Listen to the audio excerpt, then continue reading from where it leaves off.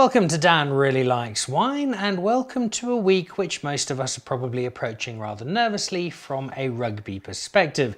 And so this weekend you might be in need of a strong drink come the end of the rugby. Well, I've got just the place to send you to, because Stellenbosch is coming to Johannesburg. It is the Stellenbosch Wine Live Joburg Festival, Pick and Pay.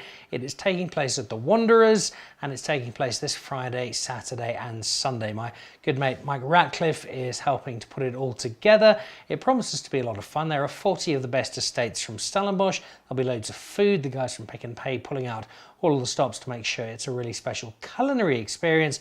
And knowing Mike, there'll be plenty happening along the way, plus the rugby on a big screen, which you can watch hopefully with a celebratory glass in hand.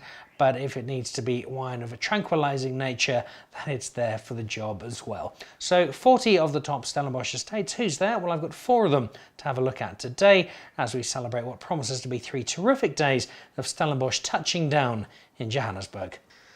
Now, the first estate to try out that will be touching down as part of that Stellenbosch festival is Hidden Valley, and there are many reasons you may know Hidden Valley. It's got a deck par excellence. The view across the valley is just sensational.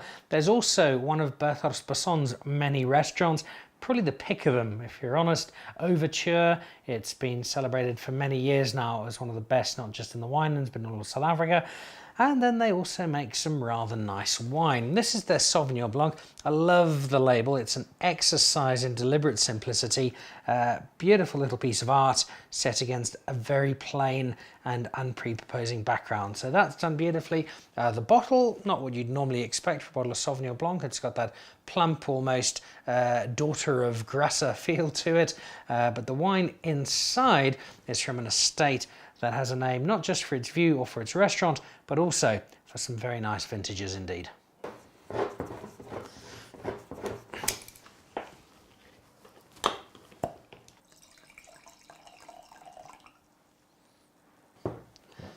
There are very few things that the astronauts on the International Space Station reckon they can see from space.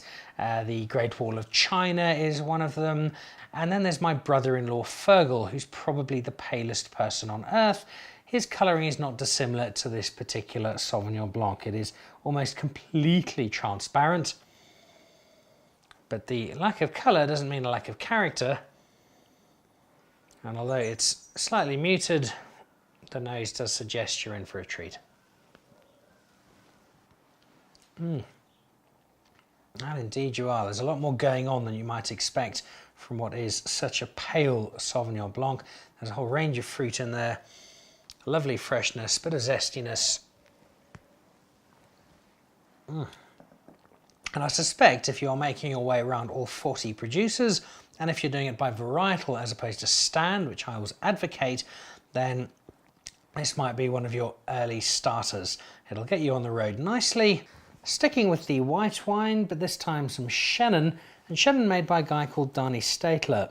A few weeks ago I was the guest host on Carrie Adams' wine show on Touch HD, Thibaut Touch's online radio station. Carrie is the doyeness, if that is the right word, at Norman Goodfellows, and we chatted to Dani over the phone about the Stellenbosch Cabernet Collective that he has just started up with a group of other producers from Stellenbosch and making some terrific Cabernet. The 2015 is being lauded as possibly the single greatest red creation of South African winemakers ever. But Dani doesn't just make Curb Sav, he also makes some excellent Chenin Blanc. And this Kaapzicht is a terrific example of the old bush vine, the intense Chenin Blanc, the very best of a grape that's grown so widely across South Africa. They call it Klipperig. The estate in which it's made, the ground in which it comes from, is full of plenty of quartz, plenty of rock, and it's given birth to this particular Chenin that I'm rather excited about.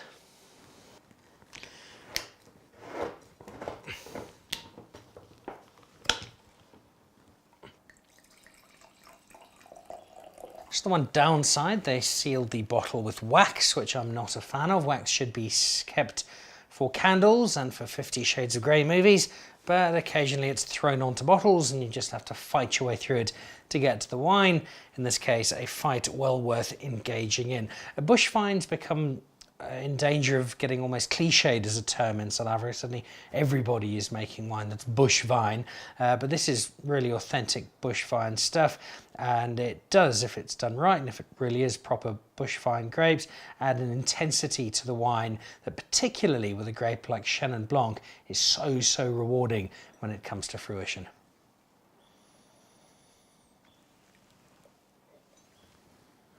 There's a butterscotchy nose to it. It gives way to a rich, creamy Chenin Blanc that only adds to the gospel of Chenin, which I really think we should be screaming from the rooftops of South African wine estates. It is quite lovely, gloriously smooth nose. And such a rich luster of wine. That is quite glorious. I'm not sure exactly which wine they have at Stellenbosch Live, but if the Kaapzicht guys are there, if they don't have it, wait there while they go and find some, because this is exceptional. Just another terrific example of how we're taking Chenin Blanc in South Africa and making real magic. Then to a third white wine, and an estate I've got plenty of memories of because I've been there many times. It's a beautiful estate. The architecture's great. The Swiss architect, who sadly no longer with us, who owned the estate, put together a beautiful building that reflects off the water for this Piscine image. But probably my best memory of going to Dornier is with Pete Goffwood, the celebrity chef and master chef judge, where 20 odd of us were having lunch and they got one meal wrong, and it would be the meal of the master chef judge, and the look of sheer terror on the face of the waitress when Pete had to send his food back. I think she felt her career was over. But if the food that day wasn't perfect, it's normally very good, the wine most certainly was, and I've always enjoyed the wine experiences I've had out at Dornier. This is their Donatus. It's a 2016 white. It's a white blend. It's predominantly Chenin, I think it's about 80% or so, and they just iron it out with a little bit of Semillon to finish it off. I'm not sure you always need to add anything to Chenin. I think it does so well on its own, but the Semillon addition, when done right, can give you a quite unique white blend, and that's what they've tried with this gift from God, which, if you know your Latin, is what Donatus means.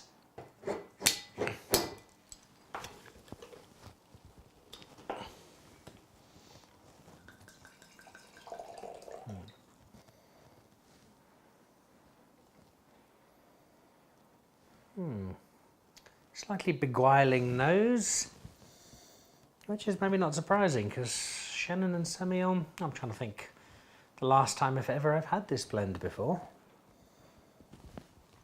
It's a little different, made from older vines.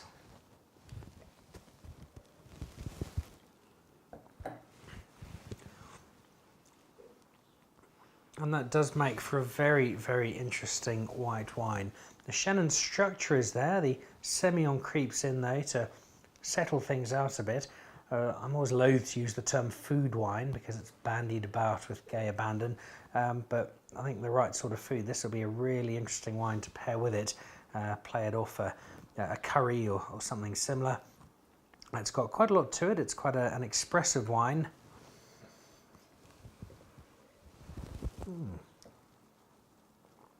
It's still fresh, still some nice fruit to it. And I think Pete Goffwood might approve of this one.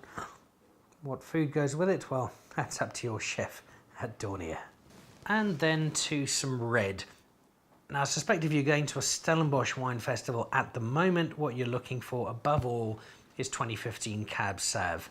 Every example I've had in the last 3 to 6 months has been majestic.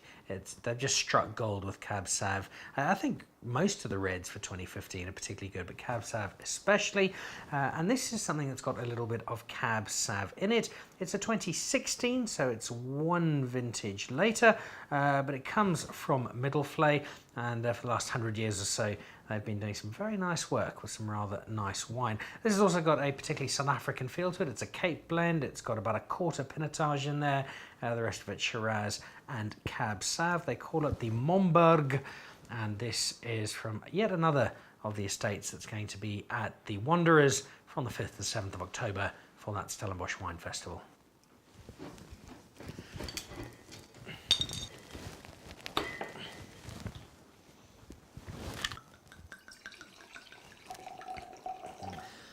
I mentioned Danny Statler a little earlier on, the man behind Kaapzicht, and the fact that we chatted on radio a little while back about the cab collective out of Stellenbosch.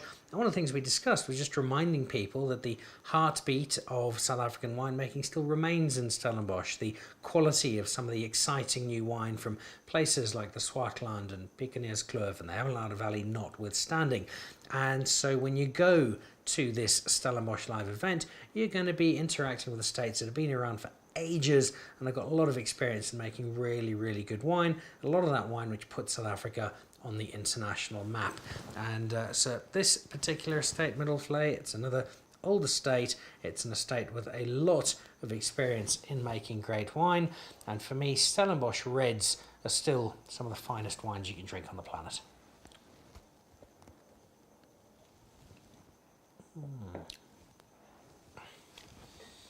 There's a delightful richness to that nose.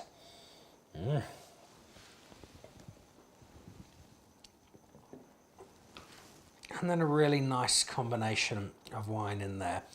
Pinotage doesn't always sit well in blends. There are examples where you kind of do a second take. I don't think this is one of them. I do think it's a wine that needs some more time. It's only a couple of years old. It needs another year or two to really make the most out of those different components, let them properly knit together.